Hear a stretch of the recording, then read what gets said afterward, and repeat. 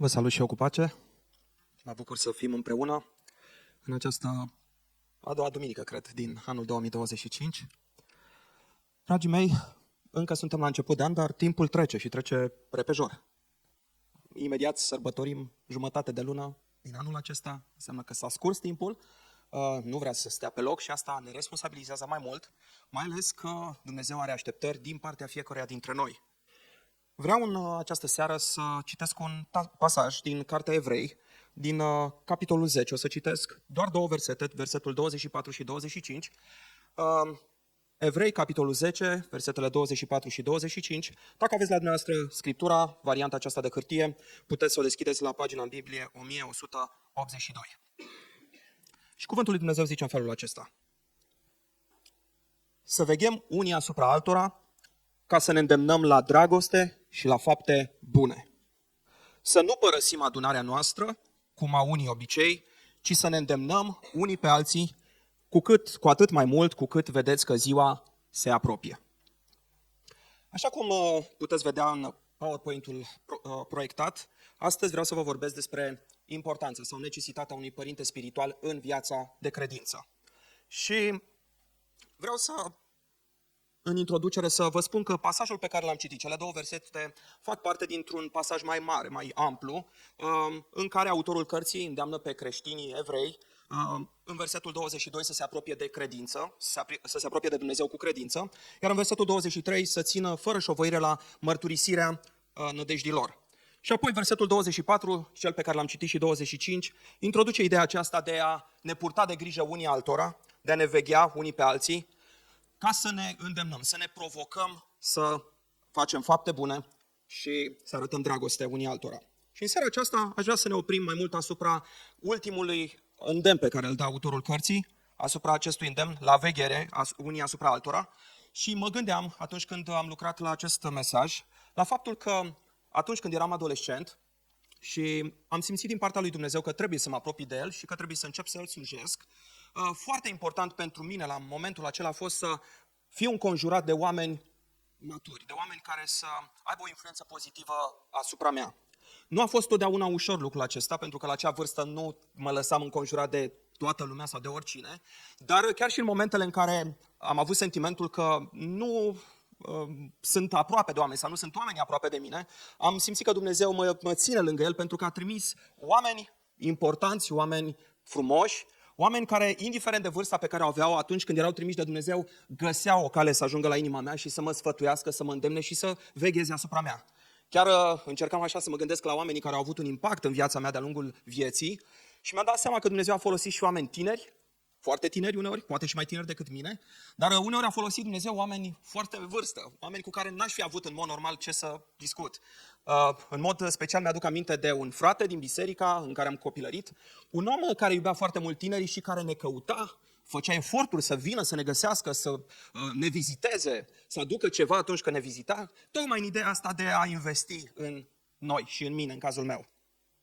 Realitatea este că fiecare dintre noi avem cel puțin o etapă în viață, mai ales la începutul vieții noastre de credință, în care e bine să fim înconjurați de oameni maturi, oameni care să ne influențeze cu experiența lor de viață, cu maturitatea lor, oameni de la care să avem ce să învățăm, oameni care să pună o cărămidă pe această temelie a vieții noastre și să ne îndrume mai aproape de Domnul. Și vine apoi o vreme, dacă trecem de perioada aceea critică, în care noi, cei care odinioară eram prunci în Hristos, cei care odinioară aveam nevoie să fim ridicați și sprijiniți, vine o perioadă în care noi devenim acei oameni care îi vom sprijini pe ceilalți. Și îmi place așa de mult chestiunea asta, că nu rămânem totdeauna prunci, ci vine o zi a maturității, vine o zi în care Dumnezeu se poate folosi și de noi pentru a-i ajuta pe cei nou-născuți în Domnul. Ce înseamnă a veghea? Pentru că am citit versetul acesta 24, să veghem unii asupra altora. Și vreau să mă folosesc aici de această experiență pe care mulți dintre dumneavoastră o aveți în contextul creșterii copiilor. Mă gândeam că se potrivește foarte bine termenul acesta în perioada aceea în care copiii sunt nou-născuți și copii mici până în o anumită vârstă și părinții trebuie să fie foarte atenți la creșterea lor, la modul în care își petrec timpul acolo unde sunt așezați. Nu de mult a trebuit să trecem prin perioada asta, pentru că Tobi încă este destul de mic, are doar 4 ani și jumătate. Și mai ales în etapa aceea de nou-născut, de pruncușor, mi-aduc aminte că și dacă îl puneam într-un loc și îl asiguram, de exemplu în pat, îi puneam perne să nu cumva să cadă din pat, pentru că era teama aia, cade din pat, se lovește, plânge, rămâne cu urmări, nu lăsa mai mult de câteva minute fără să mergem să ne uităm. Mai este tot în regulă, mai sunt pernele alea acolo, mai respiră copilul și era așa o purtare de grijă continuă. Mintea mea și mintea soției mele erau preocupate în permanență să vedem de bunăstarea copilului. Nu putea să treacă o perioadă îndelungată fără să facem asta unul dintre noi, mai ales când eram amândoi acasă. Ia du-te și vezi ce face, ori eu, ori ea. Și am făcut treaba asta multă vreme. N-am făcut-o doar pentru că era datoria noastră legală și am fi avut de suportat repercusiuni dacă nu ne îngrijeam de el bine, ci am făcut-o pentru că era al nostru, era sânge din sângele nostru. Simțeam că asta este datoria noastră de părinți, să purtăm de grijă copilului pe care Dumnezeu ni l-a dăruit, mai ales după o perioadă așa de îndelungată de așteptare. Și copiii au tot felul de nevoi. La vârsta respectivă nu știu să facă nimic singuri.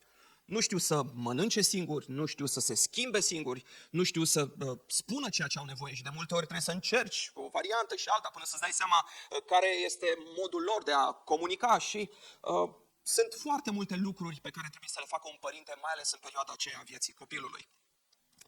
Și dacă te îngrijești, și dacă îl iubești, și dacă ești prezent acolo și investești în el în această perioadă critică a vieții lui, sunt șanse destul de mari că atunci când ajunge la vârsta maturității, acest copil să ajungă la rândul un om responsabil, un om matur, un om care să aducă o contribuție majoră în societatea în care se află și un om de care Dumnezeu se poate folosi.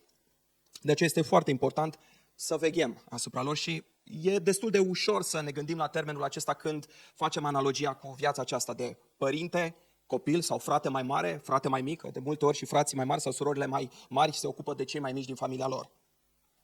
Revenind la Cartea Evrei și în contextul cărții pe care o folosim astăzi pentru mesajul acesta, vedem și în Scriptură că avem datoria aceasta înaintea lui Dumnezeu, să veghem asupra pruncilor în Hristos. Pentru că așa face Dumnezeu. Totdeauna există oameni maturi și totdeauna există și prunci în Hristos. Și în orice biserică, în orice adunare de credincioși, ar trebui să existe și de aceia maturi și de aceia imaturi. Și ne uităm la Apostolul Pavel, la un om care a făcut multă slujire și a vorbit multora despre Dumnezeu, că el de multe ori folosește imaginea aceasta părintească pentru a descrie responsabilitatea pe care fiecare dintre noi o avem. Spunea în 1 Corinteni 4:15, căci chiar dacă ați avea 10.000 de îndrumători în Hristos, totuși n-aveți mulți părinți, căci eu v-am născut în Hristos, Iisus prin Evanghelie.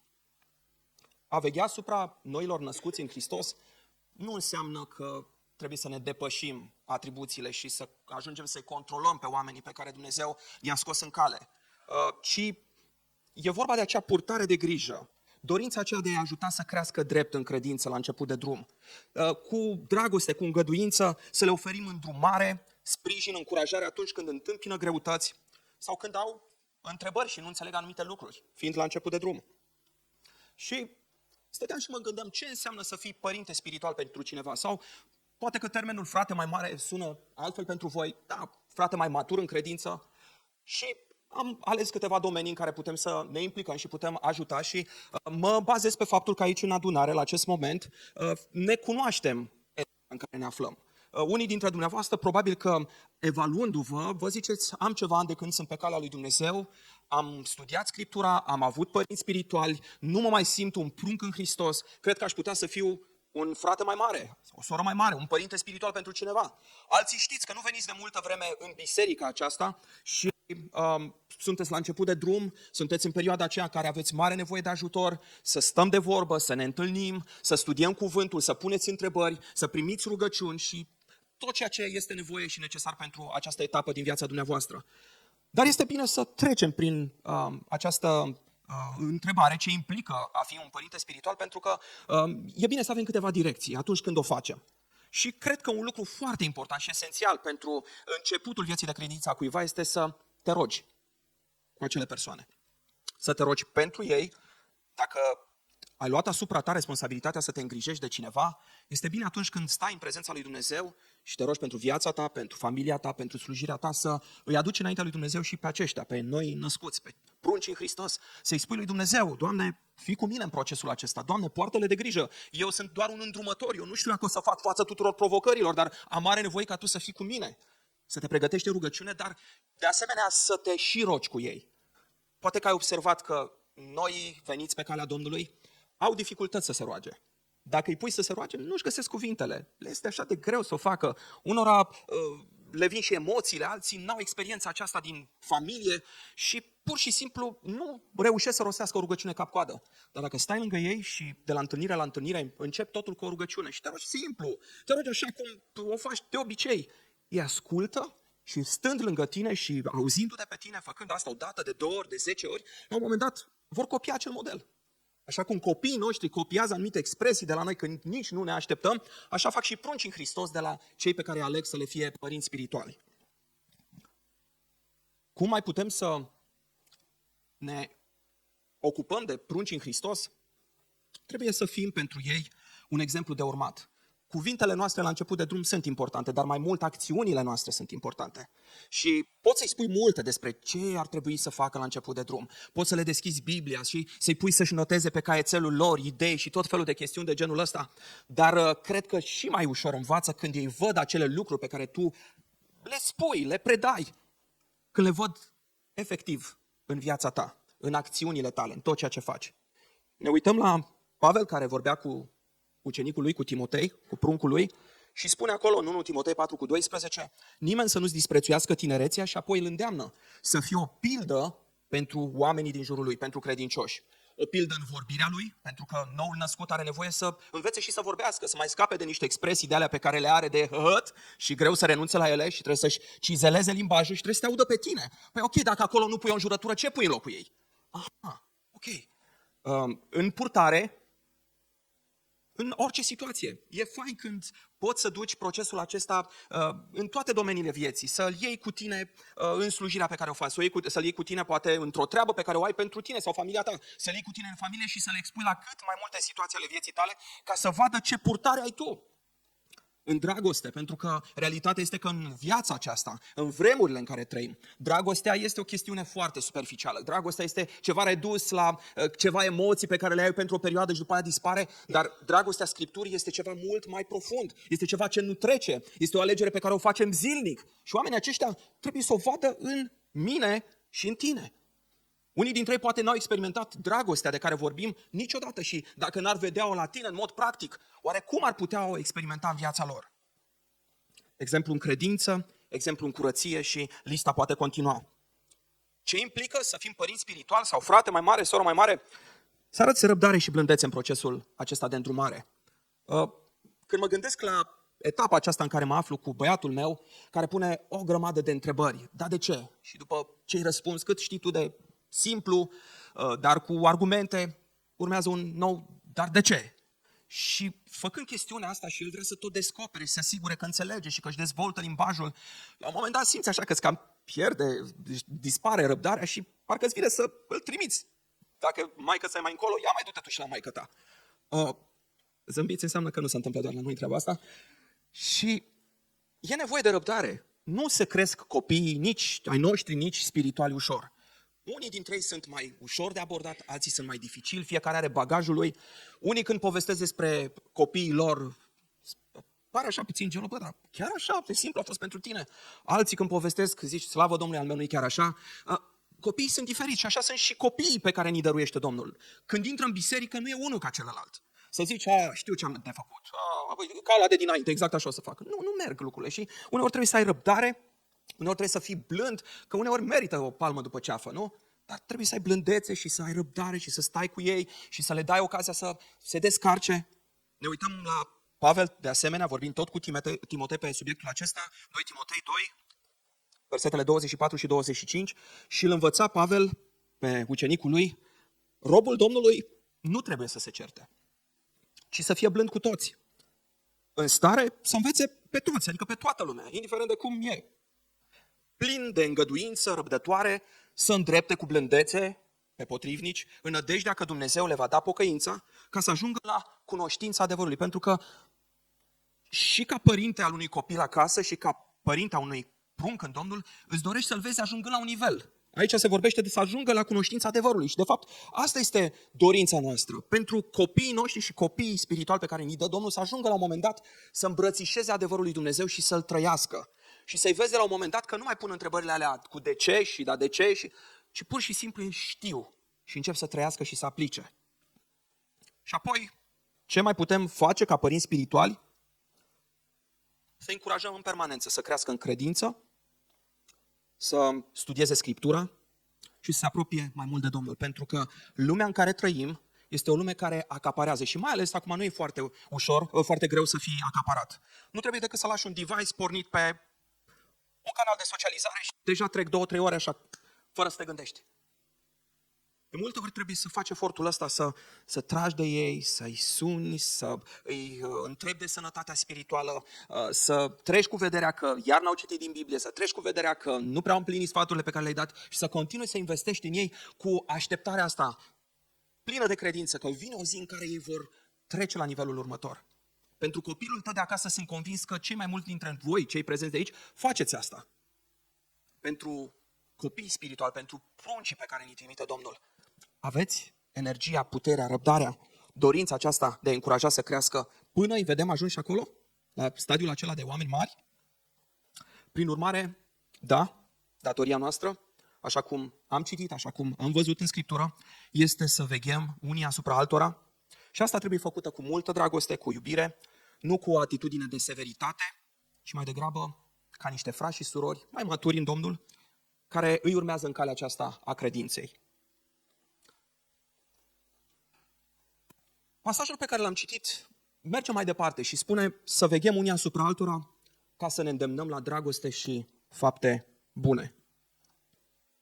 Vezi că într-o relație de veghere ajungi la un moment dat să te apropii de omul pe care ți l-a dăruit Domnul și de care te ocupi. Tu te apropii de el și el se apropie de tine. Și lucrul acesta este așa de important, este esențial într-o biserică, mai ales într-o biserică mică ca Flacăra Speranței. O biserică care încă își caută drumul, o biserică care are nevoie mult de slujire, de slujirea comunității din afara bisericii, slujirea oamenilor din cartierul Tomis Nord și din nordul Constanței. Foarte important să ne asumăm această slujbă de a veghea la noi născuți, la noi trimiși de Dumnezeu în biserica noastră. Și legăturile frățești de care vorbește Scriptura se creează în procesul acesta, cel mai ușor aș zice. În momentul în care tu treci dincolo de nivelul acela de a veni la biserică într-o zi, într-o săptămână. Și asta o facem, ne-am cam obișnuit. Mă uit la dumneavoastră, unii când ați început să pășiți în biserica noastră, când erați voi prunci în Hristos, trebuia să fiți sfătuiți să veniți la biserică uneori. Era o perioadă în care veneam la adunare și nu vă găseam aici. Și ne interesam, dar ce cu voi, dar unde sunteți? Păi am plecat, nu știu pe unde, mi-au venit niște vizitatori, chestiuni de genul ăsta, dar încet, pe lângă adunare, pe lângă oamenii mai maturi din biserică, majoritatea dintre dumneavoastră ați învățat să veniți la slujbe și ați făcut un pas înainte. Dar vedeți că nu este de ajuns. Pentru a te maturiza în procesul acesta de creștin, de copil al lui Dumnezeu, ai nevoie și de asta.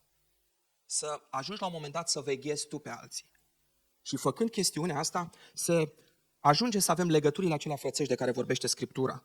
Legătura frățească se poate defini pe două coordonate majore. Și amândouă le găsim în cartea Evrei. Dacă ne uităm în Evrei, capitolul 3, cu versetul 13 și dacă nu avem pe nimeni acolo să vă pună versetele, va trebui să le căutați în Biblie. Nu e așa de greu, aveți tehnologia cu voi, dacă nu aveți, atunci ascultați când o să citesc. Evrei 3 cu 13 zice autorul cărții Evrei: ci îndemnați-vă unii pe alții în fiecare zi, câtă vreme se zice astăzi, pentru ca niciunul dintre voi să nu se împietrească prin înșelăciunea păcatului. Deci putem să ne îndemnăm în direcția aceasta a întăririi în omul lăuntri și în lupta aceasta împotriva păcatului și este o dimensiune importantă, mai ales la început de drum pentru noi născuți în Domnul și știți foarte bine cât este de ușor să cazi, mai ales când doar ce ai venit pe calea lui Dumnezeu. E ca un prunc ăsta care doar ce face primii pași. Normal că își testează și el abilitatea de a păși. Face câțiva pași și când crede că este stăpân, buf, jos.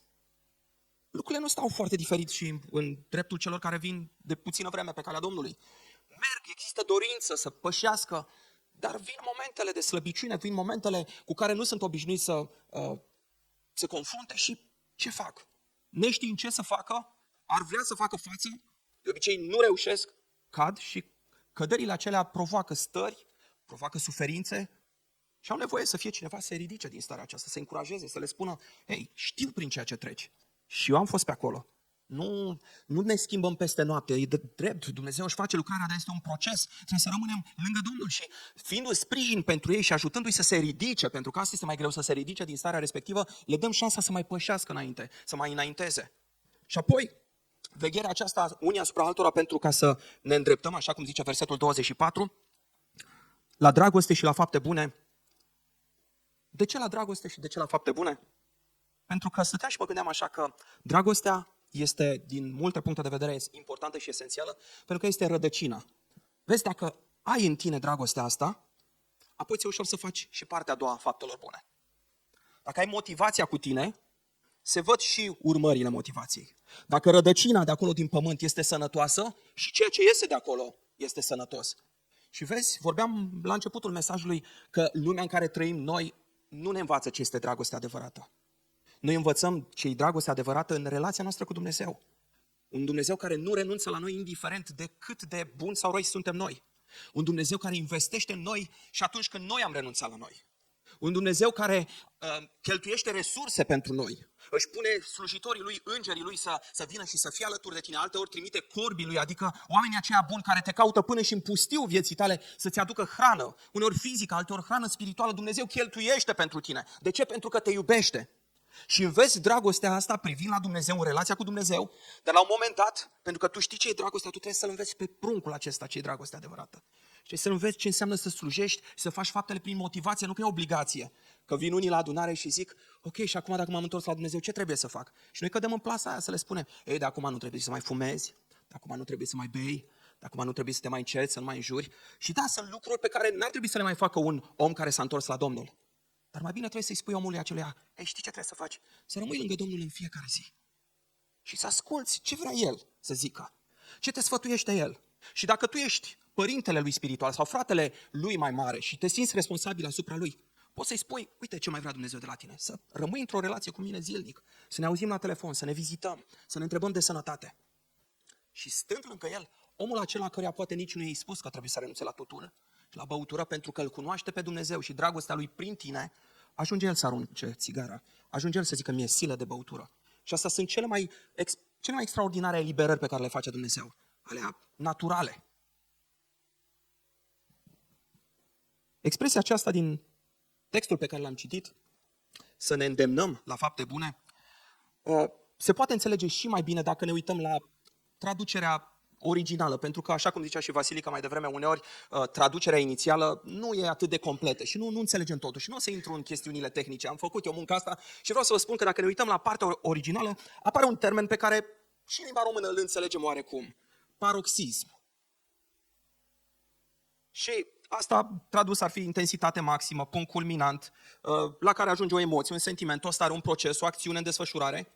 Dar luând informațiile astea și punându-le în pasajul pe care l-am citit și apoi încercând să-l parafrazăm după noul înțeles, putem să spunem același lucru în felul acesta. Ziceam mai devreme, expresia era să ne îndemnăm unii pe alții la dragoste și la fapte bune, sau putem să zicem să ne gândim în ce fel putem să ne provocăm unii pe alții la dragoste și la fapte bune. Ca părinte spiritual, uneori, trebuie efectiv să-ți bați capul și să înțelegi și să te gândești, măi, ce mai pot să fac? Ce mai pot să fac? Cum îl mai pot provoca? Cum îl mai pot ajuta pe cel pe care Dumnezeu mi l-a dăruit să ajungă să vadă dragostea aceasta și să poată să facă fapte bune? Uneori trebuie să-ți bați capul într-un mod creativ, să descoperi modalități noi și proaspete ca să faci chestiunea asta, pentru că mai ales în vremurile în care trăim și mai ales cu generația care ne vine din urmă, ăștia mai tinerei, parcă nu merg lucrurile dacă nu le faci și creativ, dacă nu îți bați puțin capul. Nu totdeauna vin de la sine, trebuie să stai acolo în prezența lui Dumnezeu și să ceri lumină.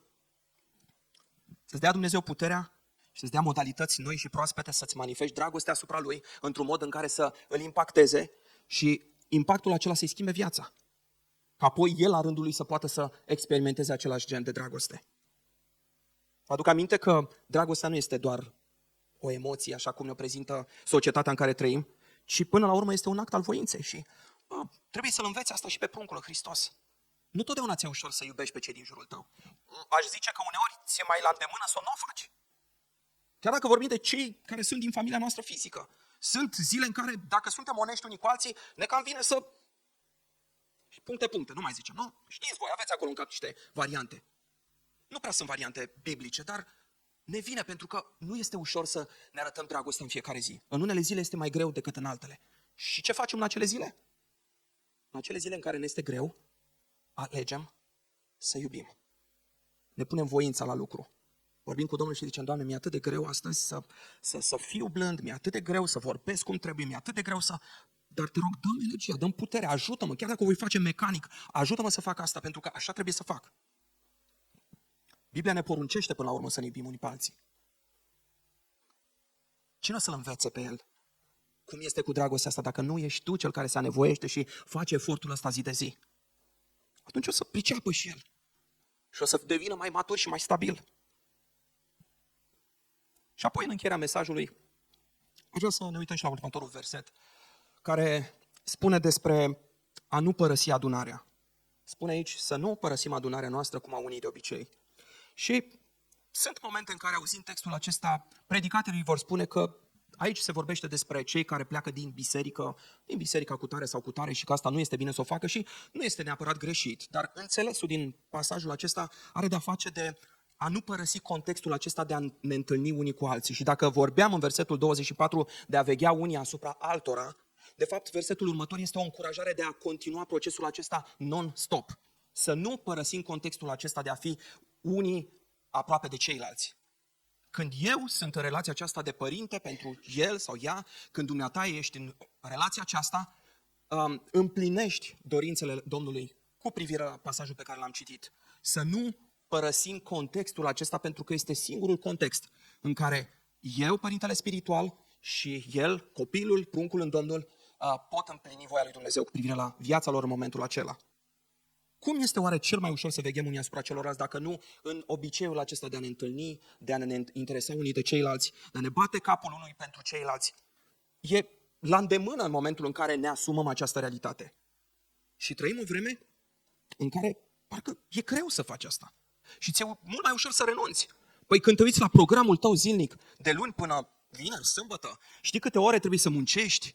Trebuie să te mai ocupi de familia ta de acasă, mai construiești o casă, mai ai și o afacere. Sau când pui toate astea, matematic, acolo îți dai seama că este un efort mare să poți să împlinești lucrurile acestea. Dar Biblia te îndeamnă și mă îndeamnă. Nu părăsi contextul acesta, pentru că asta este voia lui Dumnezeu. Doar așa o biserică ajunge să crească, să se maturizeze, să creeze creștini maturi. Dacă renunțăm la contextul acesta, biserica nu are un drum lung. Biserica nu are o șansă mare să crească. Și vorbind strict de Biserica Flacăra Speranței, la început de drum, 2025, o nouă filă, un nou an, Dumnezeu se uită la tine, la familia ta, se uită la mine, la familia mea, se uită la tine, cel mai matur, sau la tine, cel care ești prunc în Domnul, și are așteptarea asta să nu părăsești contextul acesta, ci orice ar interveni, loc de muncă, școală și alte provocări ale vieții, să cauți contextul acesta, că este singurul context în care îi dai șansa lui Dumnezeu ca tu să te maturizezi frumos, să crești așa cum ar trebui. Concluzii? Spuneam la începutul mesajului că este periculos să lași un copil să stea singur pentru o perioadă lungă. Același pericol este și în direcția aceasta. E periculos să lași un prunc care vine de puțină vreme pe calea Domnului să stea singur, să se descurce singur. Periculos pentru că se va accidenta, periculos că se va bloca, periculos că se va întâmpla, va intra ceva pe fir acolo și poate să fie ceva iremediabil. Și asta trebuie să mă responsabilizeze și să te responsabilizeze. Dacă ești părinte sau ți se cer din partea lui Dumnezeu că ai maturitatea necesară, dacă ești chemat să fii părinte, să-ți asumi chestiunea asta. Iar dacă ești la început de drum, să cauți să fii înconjurat de oameni care te pot ajuta. Să cauți să te uiți în jurul tău și să zici, mie îmi place de sora cu tare, m-ar putea ajuta. Îmi place de fratele cu tare, m-ar putea ajuta. Aș vrea să fie cu mine în procesul acesta. Ei, dacă nu s-a întâmplat până acum, fă-ți curaj și du-te și cere ajutorul acesta. Sunt convins că nu te va refuza. Rolul acesta pe care îl avem din partea lui Dumnezeu și nu e o chestiune doar pentru anul 2025, ci este o chestiune pe termen lung, atâta vreme cât ne ține Dumnezeu pe pământul acesta, este să veghem unii asupra celorlalți. Dragii mei, vreau să vă rog în numele Domnului să îmi permiteți, ca și slujitor, să veghez asupra voastră. Și atunci când vă sun și vă întreb de sănătate, să nu vă supărați.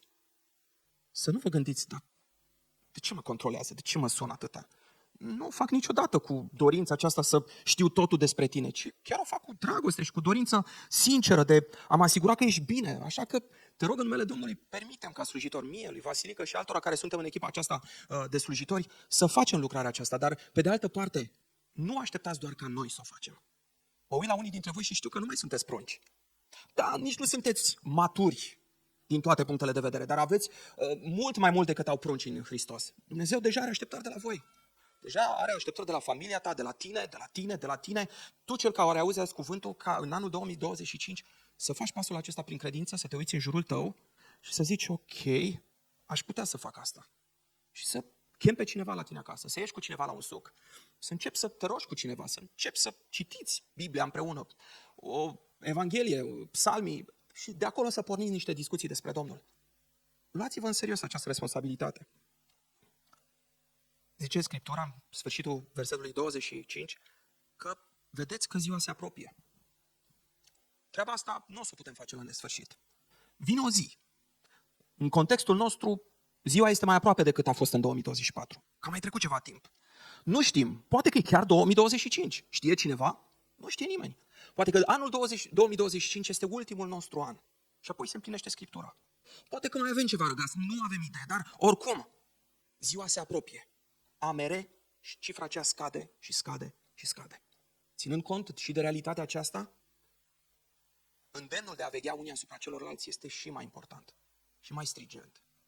Dumnezeu vrea asta și cu tine, și cu tine, și cu mine, vrea cu noi toți. Cei maturi, ajutați pe cei care sunt noi pe calea Domnului. Cei care sunteți prunci, lăsați-vă slujiți de cei care sunt frați și surori mai mari în Domnul decât voi. Și împlinind chestiunea asta, vom ajunge să experimentăm ce zice Scriptura, dragostea aceasta și la nivelul trăirii noastre interioare, dar și la nivelul faptelor noastre. Aș vrea să vă invit să vă ridicați. Și la încheierea acestui mesaj, dorința mea este să ne rugăm. Să ne rugăm unii pentru alții, pentru că așa a fost și mesajul, să veghem unii asupra altora. Să ne rugăm unii pentru alții, pentru că vreau să ne rugăm ca Dumnezeu să ne descopere de pe acum care este pasul pe care putem să-l facem noi. Aș vrea ca 2025 să fie cu un pas înainte. Adică ceva ce n-am prea mai făcut până acum. Dacă până acum n-am fost în procesul acesta, Dumnezeu ne-a trimis niște prunci și ne bucurăm de ei și îi salutăm și le spunem un bun venit și încercăm să-i facem să se simtă bine, dar săptămâna are 7 zile. Oamenii aceștia sunt oameni și în afara bisericii și în afara întâlnirii cu noi. Vreau să iubim și în afara slujbei de duminică. Și uneori Dumnezeu vrea să folosească de mine ca slujitor, dar alteori vrea să folosească de tine. Sau de tine, sau de tine. N-ai vrea să îți asumi această responsabilitate acolo, în locul în care Dumnezeu te-a pus? Vreau să ne rugăm unii pentru alții și să-i cerem lui Dumnezeu, Doamne, ajută-ne ca în acest nou an, chiar acum de la început de an, să-mi asume această slujbă de veghere. Și dacă ești nou întors la Domnul, dacă ești în perioada în care faci primii pași, în această rugăciune, roagă-te ca Dumnezeu să-ți scoată în cal un astfel de om. Roagă-te ca Dumnezeu să te pună într-o relație cu o persoană matură, o persoană care să fie importantă pentru tine în acest proces și să te ajută să treci dincolo. Să ajungi și tu cândva să fii omul acela matur care să-i poți duce pe alții mai aproape de Domnul. Ne rugăm unii pentru alții în direcția aceasta și mă bazez că Duhul lui Dumnezeu va face acea transformare necesară în interiorul nostru ca, după ce încheiem această slujbă, deja să acționăm. Amin.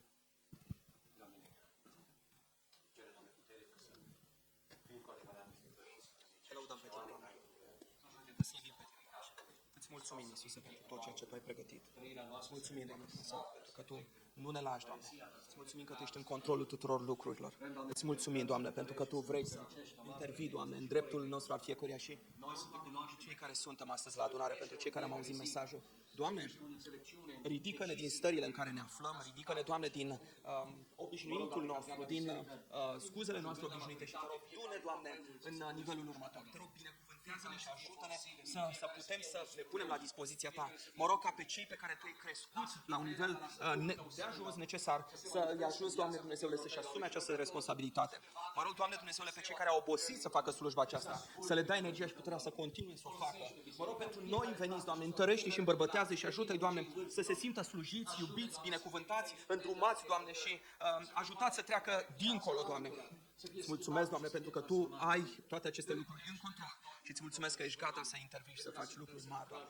Lau numele Tău și Te slăvesc pentru toate. Glorie Ție, Dumnezeu. Îți mulțumesc. Aleluia.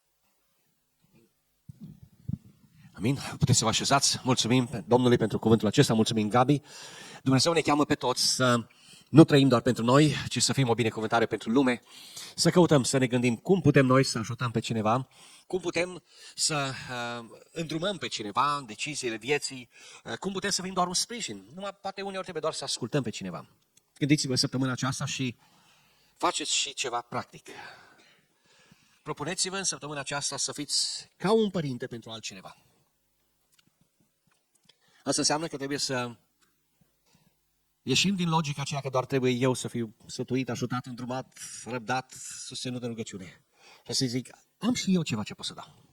Am și eu ce pot să dau. Ai primit ceva de la Domnul? A pus Domnul ceva în viața ta? Săptămâna aceasta începe să dăruiești, începe să te investești și să binecuvântezi pe alții. Domnul să vă binecuvânteze. Ne bucurăm că am putut să fim în casa Domnului la părtășie și vă așteptăm pe toți să continuați. Marți este întâlnire de la ora 6:30. Cei care doriți să veniți la rugăciune aici, în prezența Domnului, sunteți așteptați.